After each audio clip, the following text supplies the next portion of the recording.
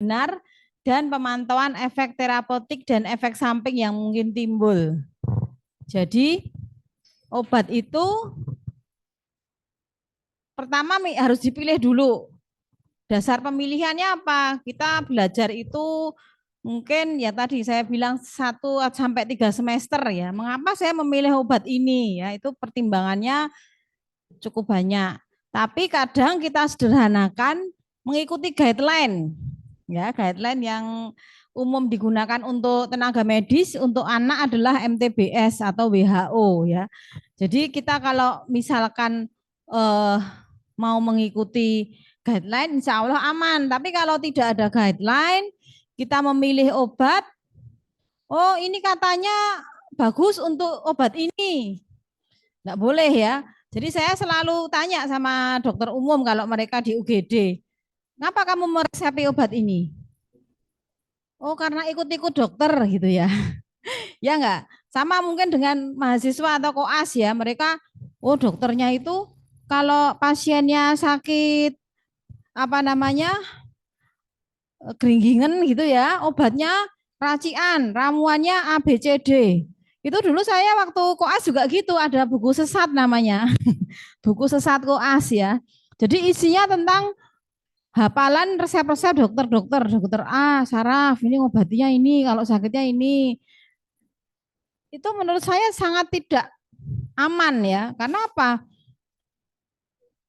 Kita nggak tahu ini sebetulnya kenapa sih kok harus dipilih ini? Ya kenapa kok tidak pilih obat?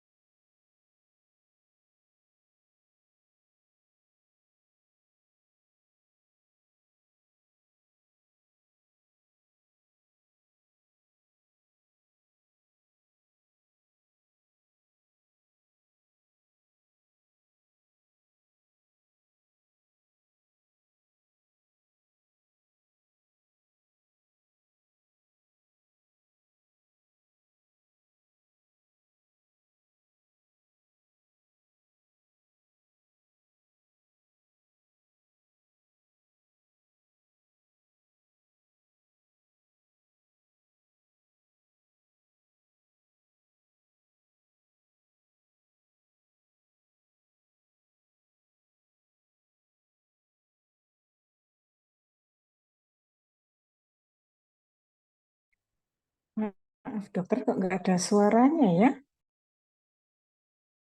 Itu seperti pengencer dahak ya, pengencer dahak. Itu pada anak di bawah 2 tahun bukannya encer tapi malah ngumpul di sini. Jadi ada pasien mengeluh, dok anak saya dikasih obat batuk kok malah tambah parah gitu ya. Coba ibu lihat batuk obatnya. Oh ini pengencer dahak.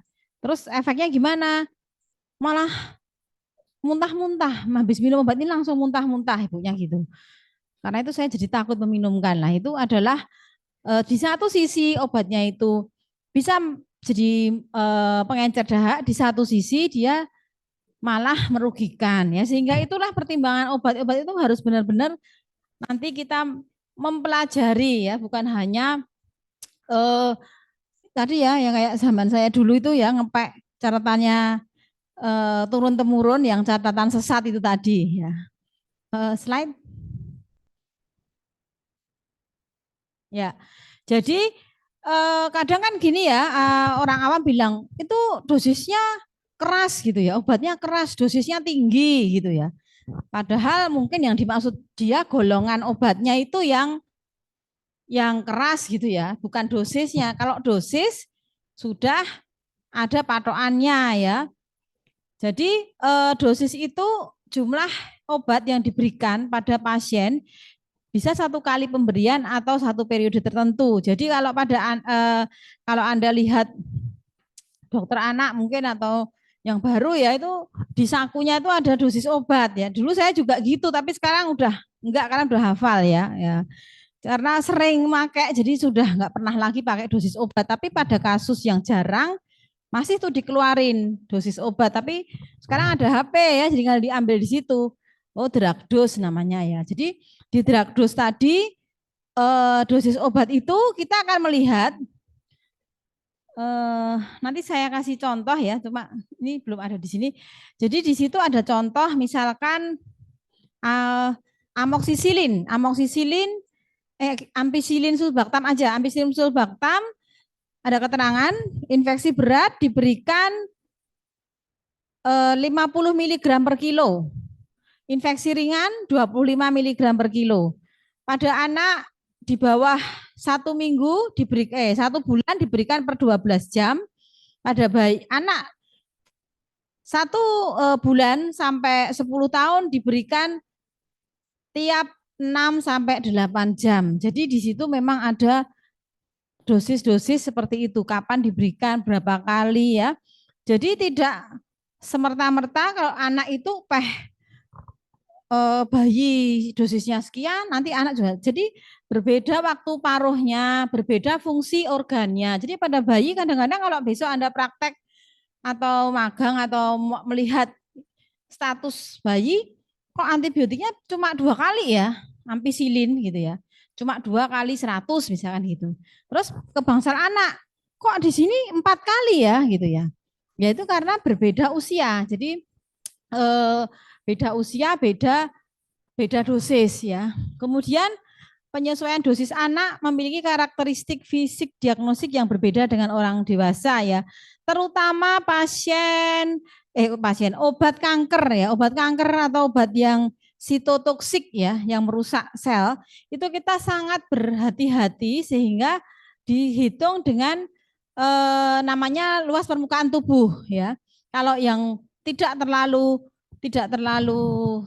berbahaya lah istilahnya, tidak keras gitu ya, itu diberikannya dengan berat badan ya. Makanya saya paling sebel kalau malam-malam udah ngantuk-ngantuk ada WA lapor pasien baru itu sampai panjang sekali itu loh. Kan kalau panjang itu kan kita baca ke atas turun lagi ke atas turun, tak cari berat badannya mana sampai pusing nggak ada. Wah itu rasanya jengkel gitu loh, mau ngasih advice kok nggak ada berat badannya gitu ya. Jadi pada anak itu berat badan itu wajib kayak vital sign ya. Jadi misalkan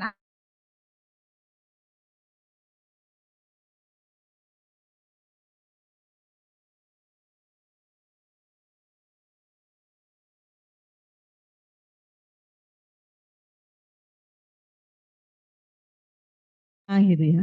Jadi jadi misalkan lo ya ini dikasih tablet pilek ya 1/5, paracetamolnya 1/5, ini 1/5 gitu ya. Itu jangan diikuti nah ya. Setelah saya sekolah lagi baru tahu ya bahwa tidak semua obat itu bisa sama dibegitukan ya. Mungkin paracetamol iya, terus apa namanya, batuk pilek ya, tapi untuk antibiotik sangat berbeda nanti ya, sangat berbeda dosisnya. Jadi apa namanya, untuk dosis ini kita harus yakin dulu. Kalau nggak yakin, boleh tanya ke apotek ya. Jangan malu ya. Wah, kok dokternya nggak hafal dosis gimana ya? Nggak hafal, kita kan baru lulus, masa suruh ngapalin segitu banyak, nggak bisa ya langsung hafal ya. Jadi harus menggunakan dosis obat ya. Itu ada di, kalau di rumah sakit di formularium ya, formularium. Eh, Kalau yang biasa kita punya itu namanya drug dose ya. Drug dose itu aja nanti beda. Drug dose untuk neonatal itu beda.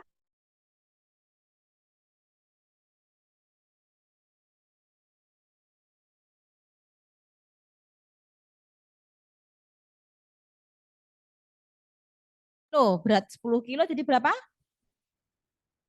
20 miligram per kilo. Kalau beratnya 10 jadi berapa? 200. Kok ngantuk ya kayaknya. 20 kali 10 kan? Ya, jadi kalau misalkan kita ngasih loading dose phenytoin itu 200 miligram. Loh kok tinggi sekali dok? Ini namanya loading dose. Kenapa kok kita ngasih dosis tinggi? Karena supaya mencapai konsentrasi di darah itu cepat. Kalau kita ngasihnya mini-mini istilahnya ya, wah aku takut ya ngasih dosis sekian ya.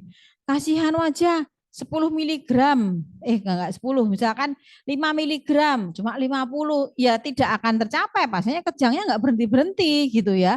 Jadi pada dosis awal kita harus memberikan dengan tepat dan memang ada, nggak boleh ngawur itu tadi ya, memang ada ya, karena loading dose ini banyak yang nggak hafal ya, jangankan untuk para medis, dokter aja banyak yang nggak hafal di UGD, sehingga mereka jarang sekali memberikan obat dengan tepat untuk loading dose. Seringnya di bawah dosisnya, bukan berlebihan. Kalau berlebihan enggak, tapi seringnya di bawah. Gitu kita tanya. Jadi ngasihnya phenytoin berapa? 100 miligram dok, padahal beratnya 20 kilo misalkan atau 30 kilo. Ya, oh itu kurang, tambahin lagi ya. Jadi kita benerin. Nah, setelah diberikan loading dose atau dosis awal, kadar dalam plasma ini kan akan turun ya nanti ya, 12 jam kemudian. Sebelum dia turun, kita kasih lagi dosis pemeliharaan atau maintenance. Phenytoin diberikan jam 10 pagi, 12 jam kemudian jam 10 malam diberikan dosis pemeliharaan dengan dosis yang lebih kecil, jauh lebih kecil. Jadi misalkan awal tadi 20 mg per kilo, dosis pemeliharaan 5 mg per kilo. Dosis terbagi 2 ya. Jadi berapa itu? 5 mg per kilo dibagi 2 berarti 10 berapa? 2 berapa? 2 kali?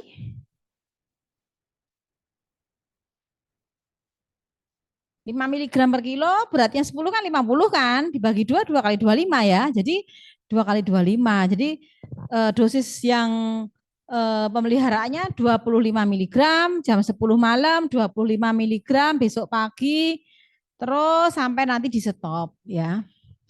Ya jadi memang kalau ngitung dosis itu harus benar ya, kalau nggak benar, kadang kalau yang tadi saya bilang obat yang berbahaya yang toksik tadi harus 2 orang yang hitung, cocok-cocokan. Loh, kok nggak sama? Ulang lagi ya gitu ya. Itulah pentingnya perawat tahu dosis juga bukan dalam rangka memberikan tapi mengoreksi dokternya ya. Slide.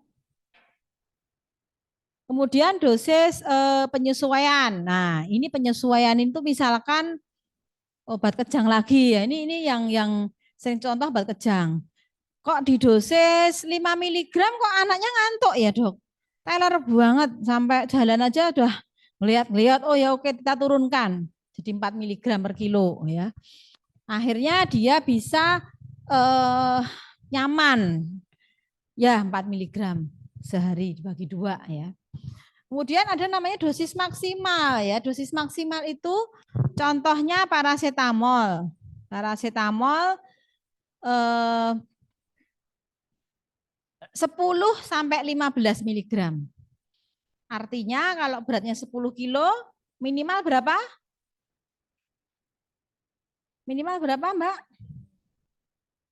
Dosis paracetamol itu 10 miligram per kilo. 10 sampai 15 miligram per kilo. Kalau beratnya 10 berarti minimal 100 ya. Sana agak cepet deh. Mungkin udah makan siang, yang sini belum. 100. Terus yang maksimalnya berapa? 150. Jadi kalau ada yang nanya, "Dok, paracetamolnya boleh dikasih 125 enggak?" Karena 1 sendok kan 125. Boleh. Yang enggak boleh itu 175, 200 itu enggak boleh karena maksimalnya di 15. Jadi dalam range itu jangan lebih. Kadang-kadang ada ya teman sejawat itu yang suka ngasih dosis itu ganjil dulu sampai bingung. Dosisnya 87,5 atau enggak 87,5 mending 86,4 misalkan gitu ya. Wah, yang ngasih gimana ini gitu ya. Bagi itu kan susah ya. Jadi kalau saya sih jangan mempersulit hidup ya. Hidup sudah sulit jangan dipersulit. Jadi asal dalam range itu masih oke ya. Misalkan ketemunya yang tadi 8,64 tadi ya wes lah dibulatkan 100 gitu. Atau dibulatkan misalkan beratnya 8,64 ya, masuk ngasih 86,4 kan susah kan? Bulatkan 100 boleh enggak? Boleh, kan masih 100. 10 kali 86,4 sampai 15 kali itu kan belum mencapai dosis maksimal, boleh ya. Jadi itu adalah teknik bagaimana untuk istilahnya menghitung dosis ya.